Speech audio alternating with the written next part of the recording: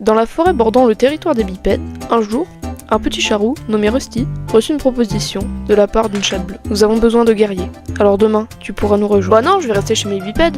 Salut, c'est Lord M, et aujourd'hui, on va voir ce qui se serait passé si Étoile de Feu n'avait pas accepté de rejoindre le clan du Tonnerre et qu'il était resté chez les bipèdes. Sur ce, commençons.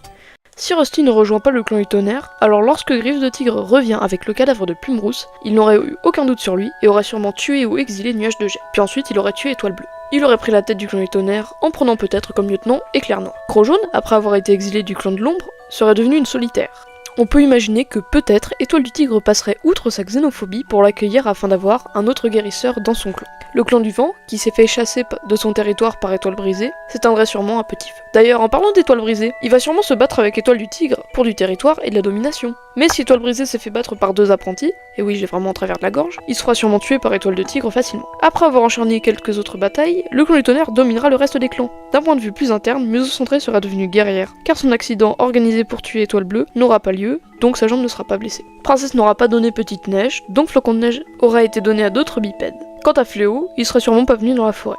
Ah, et j'en y pensais au moment du tournage, mais Griffe de Tigre, il n'existerait pas puisqu'il serait mort dans l'incendie. C'est bien beau tout ça, on a à peu près résumé les événements du cycle 1 si Étoile de Feu n'avait pas rejoint le clan du Tonnerre, mais j'étais un peu dans le rush pour sortir la vidéo.